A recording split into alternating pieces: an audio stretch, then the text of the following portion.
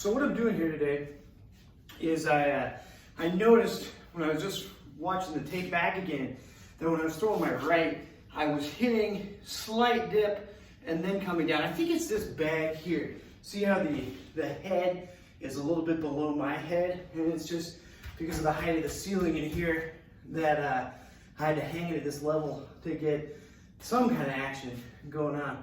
So I think it's because I'm hitting down and then I'm bringing my hand back and then it's coming to my face. So that's a gap. So we want to eliminate that. So hopefully before I post this, somebody even calls me out on it, but we'll see.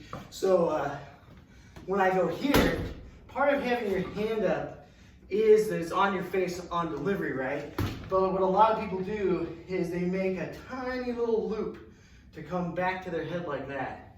See, I'm exaggerating it now, right? So that's bad.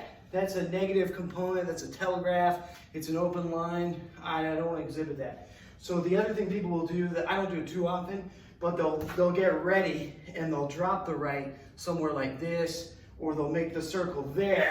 Then it might come back to their face even. So a lot of times if it's a looping punch, it's gonna stay a looping punch, so you're gonna keep that habit.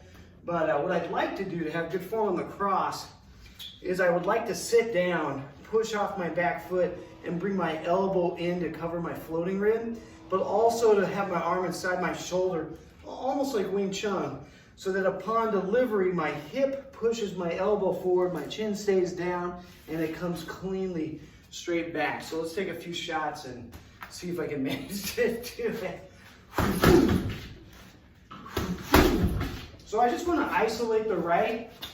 I don't care if I tap the bag with the left, but it's not going to be my goal to just throw a bunch of combinations. This is just kind of to, when you throw the left out, it helps to set the position by pulling the right shoulder back a little bit. So I'm just feeding with the left to get some kind of position where I can throw my right. See, I think I felt the loop on that one. Yeah, I think it's a height thing. Because when I aim up here, which is my chin level, I don't think I'm doing it. But these rivets are kind of hard. I'm not really enjoying hitting those when I'm hand reps on right now.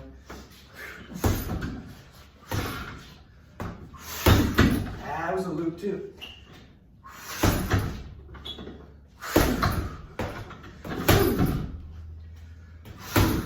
That was better. The other thing my jab does too is you want to hit the bag obviously when it's coming back towards you at the moment of impact. But when you use a jab, the bag isn't stationary. See, I give the bag a little bit of a pop. Sometimes my goal with the right hand is to hit it again at the moment the bag drops. Let's see if I can do it. Yeah, see how when the bag falls, yeah, see now you got that double bounce. That was a good one.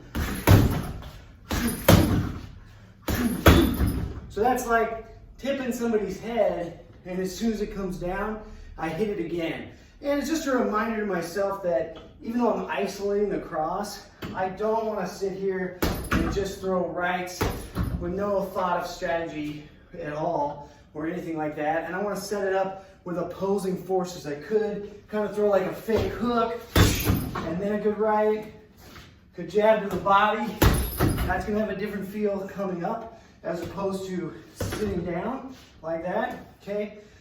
Last thing, I don't do this too often for myself anymore, but if you're working on the elbow position, one thing you want to look at is, does your elbow flare? So you can get near a bag, or you can just use a wall, any flat surface, and bring the elbow in, touch your shoulder to the object, and just throw your right. So I'm still pivoting the rear leg, I'm still crouching, still bringing the elbow in, but if I were flaring it, I would bump the bag or I would bump the wall. Now, this is a little bit on power development. So can I have a harder overhand than a straight right? Yeah, probably. The overhand being over the top, I can get a lot of action off that, but that punch leaves you exposed if you don't use it carefully with a good setup with the footwork. It's more like throwing a rear hook than anything.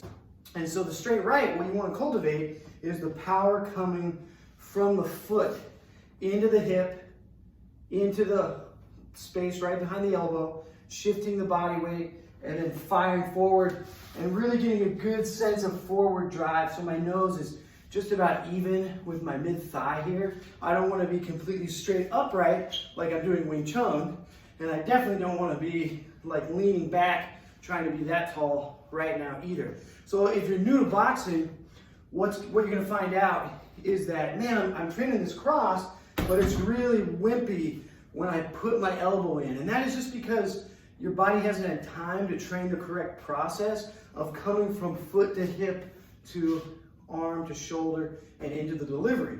We've all kind of experienced what I refer to as like a bench press punch.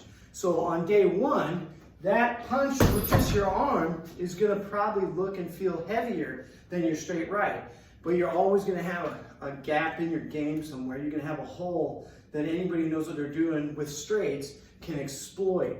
So even if it's weak, don't try to shove the bag. That's not what I'm doing either. I'm trying to sting the bag, a lot like when you snap a towel at somebody.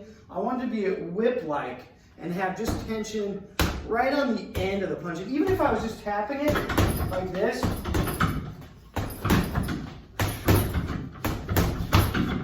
you can kind of hear it. Just the rattle of those punches and the little pop.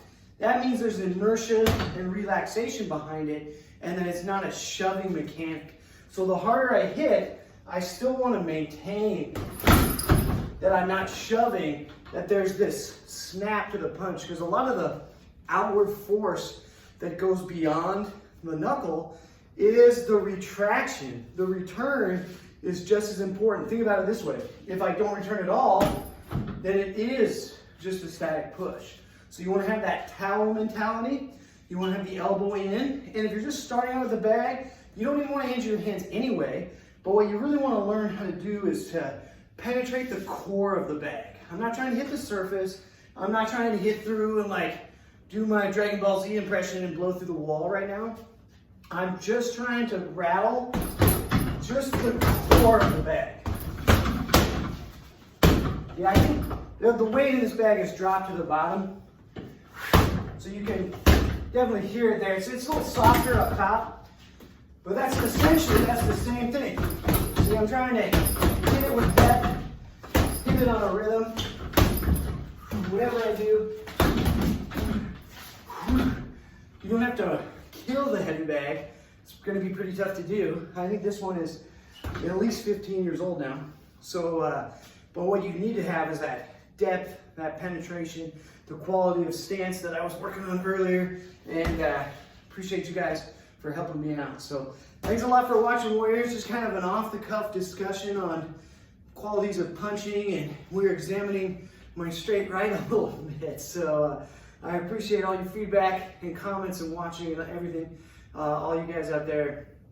And as always, thank you for liking and subscribing to the channel. If you have any questions on any technique, whether it's as simple as a straight right or more complex, has to do with weaponry, with grappling, remember the coaches here at the Academy, we have our black belts at Gracie Jiu-Jitsu as well. We teach Kali and Jeet Kune Do, as well as Western boxing, Muay Thai, and a lot of other influences that we're qualified in. So thanks again for watching, Warriors. We are out.